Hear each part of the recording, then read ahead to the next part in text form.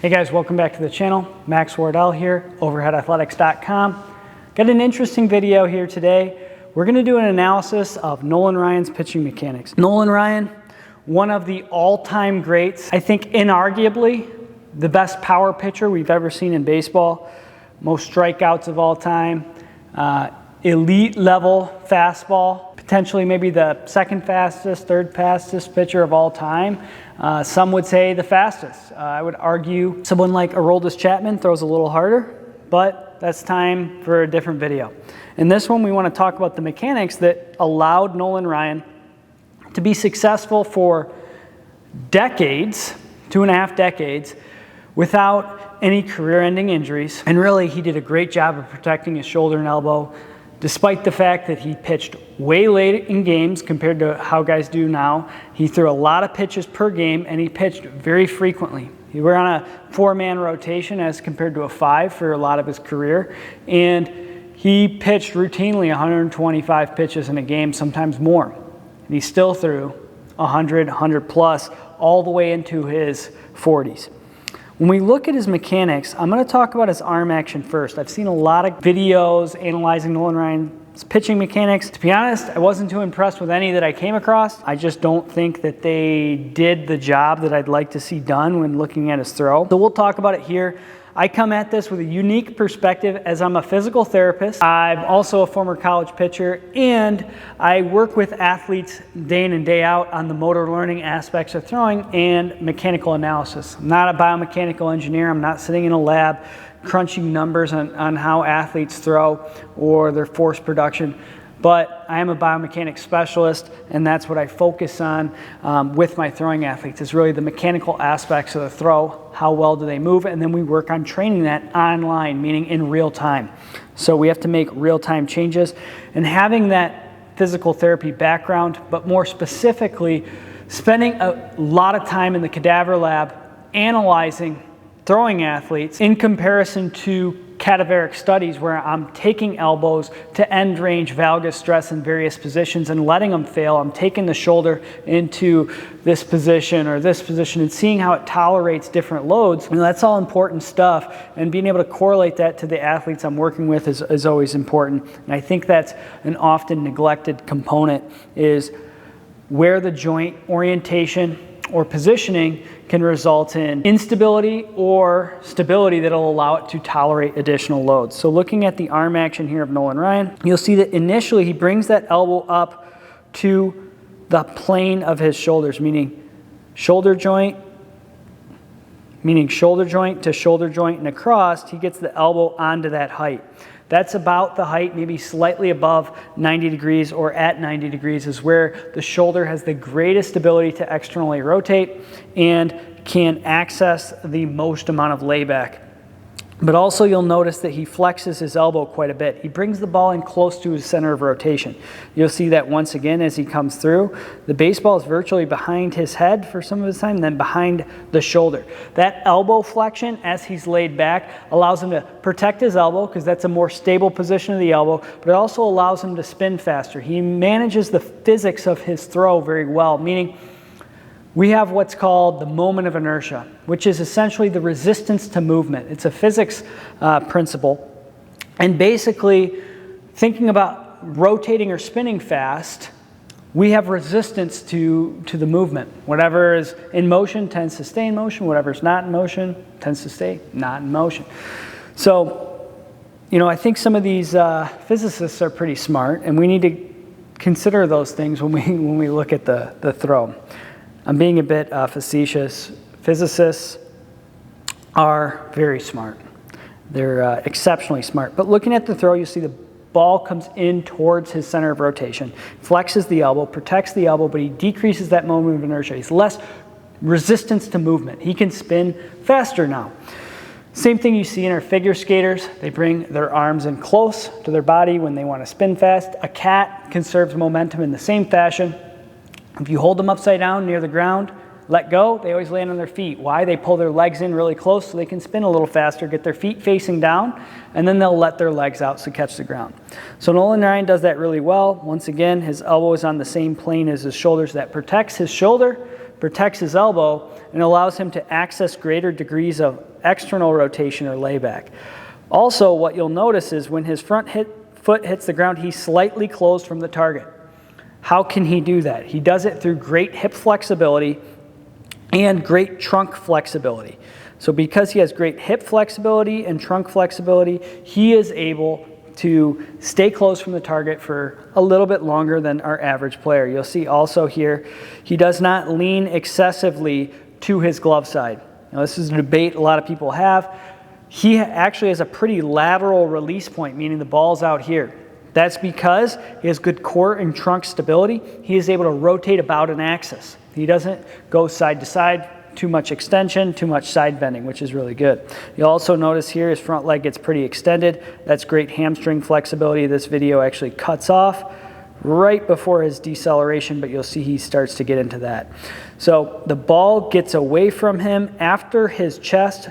Look at his chest is facing the target here, and the ball is still in close.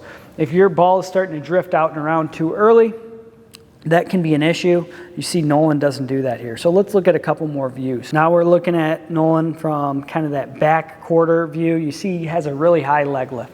Do you need a high leg lift? No, not necessarily. The thing about a high leg lift is it lifts that front side of the pelvis up. And when you lift that front side of the pelvis, we call it a hip hike.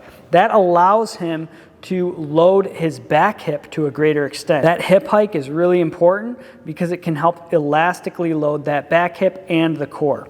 Now, this is a little later in Nolan's career. What you'll see is he's even more compact and short with that arm action. So this whole historical thing of reach the ball back, you got to reach back and throw one. Not so fast, because Nolan Ryan could throw very hard. Some would say 108, some would say 106, some would say 104. We all agree it's well over 100. You see he doesn't do that. He's pretty compact. The elbow actually stays flexed. He takes the ball down in front of his body. You'll notice it never gets behind his body, and he brings the ball in close to his center of rotation, flexes his elbow once again, facing the target. The ball is still in close. That allows him to put his elbow in the best possible position when valgus is encountered, and then the ball gets out. Chest is forward, stretching that hamstring out at the end. That's why you need that hamstring flexibility. Let's talk about the sequencing of the trunk a little bit. So the leg comes up, keeps the front hip up just a little bit higher than the back hip. He's still closed. The front hip starts dropping down. As the front hip starts dropping down, that elastically loads that front side of the core, those obliques, those core musculature on that front side, that glove side, which we know pro pitchers based on EMG, which is muscle activity, we know they use that front side, that glove side, a little bit more than that back side. And that also allows him to not only load his core, but to stay balanced. Then he drives all the way through into hip extension. And as you can see with his foot, external rotation of the hip, then back to internal rotation as he comes forward. One of my favorite videos of Nolan Ryan here. See, he keeps that ball in close. Once again, elbow to higher height. He's still driving through that back hip. Driving, internal rotation to a bit of external rotation, to extension, and then coming through. Once again, you'll see his elbows right on that shoulder plane as he comes through. And I would argue he's much more compact. Now, people say Nolan Ryan never had an arm injury. He most certainly did have an arm injury. His arm injury, though, occurred early on in his career, and if you go back and watch some of those videos, he's considerably longer with his arm action. The arm comes out and around, and he puts his elbow in a less stable position. And even back then, people would say he was more wild, sporadic style pitcher. When he got more compact with his arm action, he ended up throwing the ball equally as fast, but with less stress in his arm. He was able to come back successfully from a ruptured flexor tendon, which ends the career of many athletes, even with surgery, which at the time they did not do surgery for. I love these change-up videos with Nolan Ryan. You'll see some of the same mechanical attributes. High leg lift keeps his anterior pelvis up. He stays loaded and flexed into that back leg, which we haven't talked too much about. You see the knee get slightly forward of the toes there, but he keeps his heel down, which allows him to keep his foot tripod and drive through that insole or that inside of his foot until he gets ready to bring that heel up and continue to drive. You see, once again, the ball never gets posterior to his body. A lot of our mechanical issues with trunk rotation, core rotation occur as a result of athletes sequencing the takeaway of the ball and their arm action with the ball improperly. And you can argue it's because they don't have enough posterior chain strength, it's because they don't have this, they don't have that, they don't have enough torsion of their core, or I've heard all sorts of things. But in reality, what's the goal of the task? To throw a baseball. And if there's only one absolute in throwing a baseball, it is that when you start a throw, you're going to finish it, meaning the ball's going to come out of your hand. And what you're going to do is, based on the position of the arm and the position of the ball, you're going to move in accordance with that. You're going to make sure the ball goes that way to the target, regardless of what has to happen. So when you take the ball too far behind your body, you maybe fall off to the left, you lift with too much internal rotation, maybe you have to drop your elbow and open a little bit earlier. You see, Nolan doesn't do that. He does not take the elbow way up above the shoulder here, like you see some athletes do. He does not take the ball way behind the body here.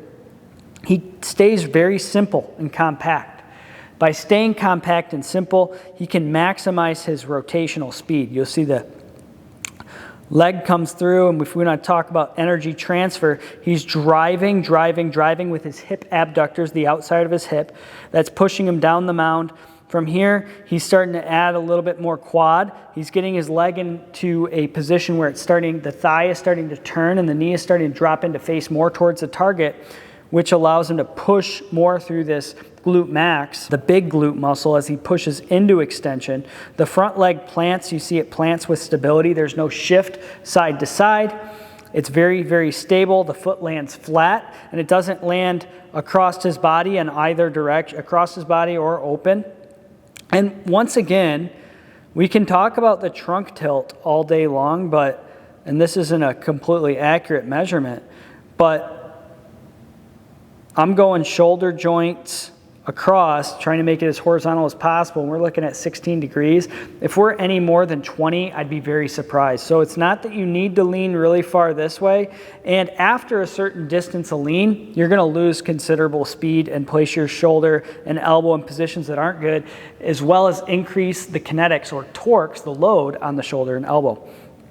So he does all these things really well. His knee drops in, he starts driving through the glute, he's externally rotating the hip, now he's going back to internal rotation of the hip as it gets into full extension here. He's driving through that glute max maximally, he's accepting force on that front leg, boom, it's planting, it's not giving at all. It's planting, and it's allowing him to redirect his kinetic energy. So when you hit your foot, your front leg does not generate energy, it redirects energy.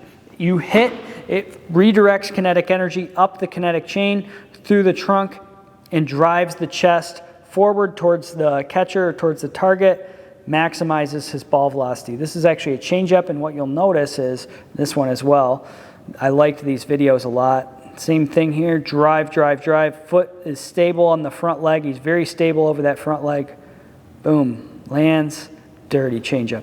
What you'll notice is athletes that have a more compact arm action will typically have a higher spin rate. Athletes with a slightly longer arm action, especially for the later half of the acceleration phase, will have a relatively lower spin rate. And the reason for that is the spin is generated by the angular or rotational velocity of the last segment to touch the ball in large part. Now, faster velocities, higher spin rate, because that angular velocity is higher. So things to consider. But you'll also notice that once he hits his peak of elbow height, he begins to pull down on the ball. So he's pulling down with his big lat muscle. You also notice the arm is not dragging behind. It's not a huge pec stretch behind his body. It's slightly in front. That slightly in front position allows him to pull down on the ball and use his big latissimus dorsi. Let's go back to that first view for just one more thing here. Once we're looking at this front view again, see that anterior pelvis, we're going to refresh everything. That front of the pelvis stays up high. That allows him to control the back hip better. He's driving to the target. The back knee gets slightly in front of the toe. He starts to flex forward and he's flexed through that back hip, rotated away from the target, which is internal rotation. He drives, external rotation, internal rotation to that hip, drives. Front leg is very stable. You see very little side-to-side motion of that front leg. And that front leg extends, which once again redirects his kinetic energy up the kinetic chain to his arm and to his chest, which shoot forward to a greater degree, allow him to accelerate that ball forward. Keep in mind here, elbow doesn't get too high. He's closed away from the target. As that hip opens, the chest then follows without violating any attractor states, meaning not excessive extension of the lumbar spine or side bending. Comes through, maximizes the energy transfer to the ball. So really just an overall freak when it comes to probably genetics, but also freak of nature when it comes to mechanical efficiency. Now we can increase anyone's mechanical efficiency. I was told online the other day, don't bother working with these guys. You either got it or you don't. I really don't believe that. Are there people that are more gifted? 100%. Everybody can improve. And I really feel that you can increase anybody's velocity without any significant genetic abnormalities to 85 miles an hour. Now, to get to 90, 95, I would say the majority of people that are playing baseball at the varsity high school level could reach 90 miles per hour. It's just how much amount of work do you want to put into it? Do you want to dedicate your life to it? A lot of people will say yes. Few people really will. But this was the mechanical breakdown of Nolan Ryan, how he developed some of these mechanics. I think a lot of it was innate. And when I say innate, I don't think he was born that way. I think it was just based on the way he started throwing, whether somebody instructed him well throughout the process. I know he had some good coaches, Tom House to name one, but I know he had some other really great coaches throughout his career. But I think he worked on things quite a bit, and I think he had some things that just naturally occurred for him. He just maybe picked up a ball and started throwing, and it just happened to be the right way. I mean, why do we have guys like Aroldis Chapman? Doesn't eliminate their hard work. They all work exceptionally hard. Aroldis Chapman, he's a freak of nature. Not everyone can ever be Nolan Ryan. There's very few Nolan Ryans. There's very few Aroldis Chapmans. Why did he throw more efficiently? Maybe he had great flexibility. Maybe he had great strength as a youngster. He was able to control his body properly. There's so many factors that go into it. From a shoulder perspective, one thing I wanted to note before the end, his elbow is slightly out in front of his chest here. Even with his chest, slightly in front of his chest. So this whole thing about getting back, letting the arm fall back and around, not so. You see Nolan Ryan keeps the ball pretty much out in front of his body, never gets it way back here. He never really gets it way out here. He really just keeps it in. That tunnel comes through. That's where you create speed. That's how he was able to do it, in combination with some other factors. Being very strong, very fast, very flexible, having a great work ethic, great psychological perspective, great genetics, good coaches. Those things will lead to some good outcomes. And that was what he had on his side, but we can all take a lot from the way he throws. If you guys like this video, hit the thumbs up and subscribe to the channel. I'd love to post more mechanical analysis if that's what you guys are interested in. Like I said, I haven't done it yet besides some of the athletes that we've worked with here at the OAI, but I'd be happy to do it with some of the great pros from history, or if you guys have some questions, I'm happy to look at them. I'm gonna have different answers with each one, different perspectives with each thrower. It's not gonna be just, hey, they have great hip strength, they have great power, lower body power. There's going to be differing perspectives on each athlete, looking at a lot of things that